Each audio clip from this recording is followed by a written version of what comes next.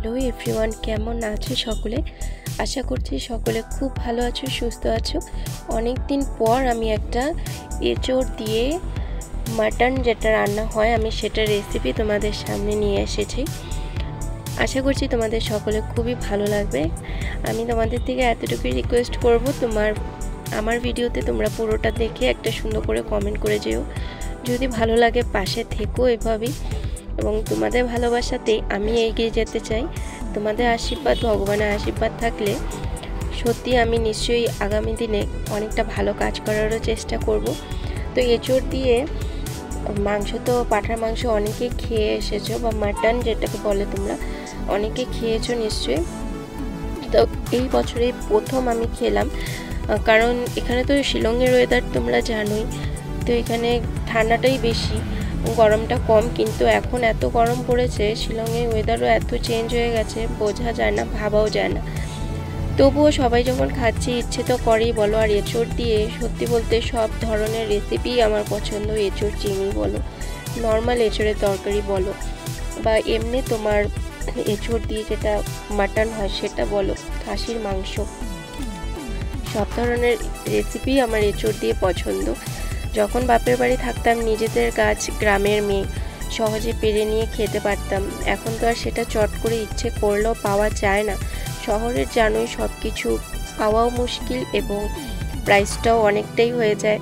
তার জন্য তবুও খাওয়া তো ছাড়লে হবে না, কারণ বছরে একবারই বা সব সময় তো এসব জিনিস পাওয়া যায় না, কিছুদিনের জন্য। তাই এগুলি মিস করলে চলে না বলো। এত দারুণ দারুণ খাবার না খেলে মনও মানে না। তাই তোমাদের সঙ্গে আমি রেসিপিটা শেয়ার করছি। তা আমি দেখো যেভাবে করছি, আশা করছি মনে হয় তোমরাও সেভাবে করো। যদি একটু নতুনত্ব করে থাকো আমাকে জানিও, আমি নিশ্চয়ই সেটাও চেষ্টা করব। কারণ আমি রান্না করতে ভীষণ ভালোবাসি। তোমরা তো জানোই দোকানে থাকি আমি, সবসময় আমার সময় হয় না রান্না করে ওঠার। হয় ওই সানডেতেই আমি ঘরে থাকি, ওই সানডেতেই রান্না করা হয়। এটাও অনেক দিনের আগের ভিডিও, আমি শ্যুট করে রেখেছিলাম, কিন্তু সময়ের অভাবে তোমাদের সঙ্গে আমি শেয়ার করতে পারছিলাম না। তো দেখো এখানে আমি সব পেস্ট করে নিয়েছি, টমেটো, আদা, রসুন। পেঁয়াজটা আমি দিইনি, পেঁয়াজটা আমি কুচি করে দিয়েছি। পেঁয়াজটাকে আমি কুচি করে দিয়েছি। পেঁয়াজ আর আমি আলাদা করে পেস্ট করে দিইনি। এখানে অনেকটাই পেঁয়াজ ছিল, 4টা থেকে 5টা হবে বড় বড় পেঁয়াজ। তো দেখো আমি মশলাটাকে সুন্দর আগে সাঁতলিয়ে নিলাম ভালোভাবে, কারণ এসব মাংস তো জানোই যত মশলাটা কষানো হয় অত টেস্ট হবে। তো আমি প্রথমে তো ম্যারিনেট করে রেখেছিলাম, তোমরা দেখতেই পারলে, হলুদ, নুন, সরষের তেল, একটু লেবু দিয়েছিলাম, এটা দিয়ে ম্যারিনেট করেছিলাম। এখানে আমি মশলা আদার্স কিছু মাখিনি, আর মশলাটা আমি দিয়েছিলাম ডাইরেক্ট তোমার পেঁয়াজের সঙ্গে দিয়ে সাঁতলিয়ে নিয়েছি। তারপর দেখো মাংস দিয়ে জিরে গুঁড়ো, ধনে গুঁড়ো, একটু শুকনো লঙ্কাটা আমরা খুব একটা পাউডারটা খাই না, ভীষণ কম ইউজ করি, আমরা কাঁচা লঙ্কাটাই বেশি ইউজ করি। তো আমি যেহেতু এঁচোড়ের মধ্যে তোমার কাঁচা লঙ্কা পেস্ট করে একসঙ্গে দিয়ে দিয়েছিলাম, তার জন্য আমি এতটা লঙ্কার গুঁড়ো দিলাম না।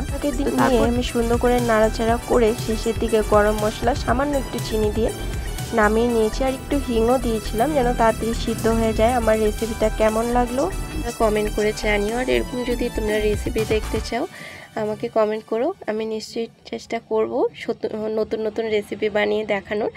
সবাই ভালো থেকো, সুস্থ থেকো, আমার পাশে থেকো, আর পারলে একটা সাবস্ক্রাইব করে দিয়ে যেও। টাটা।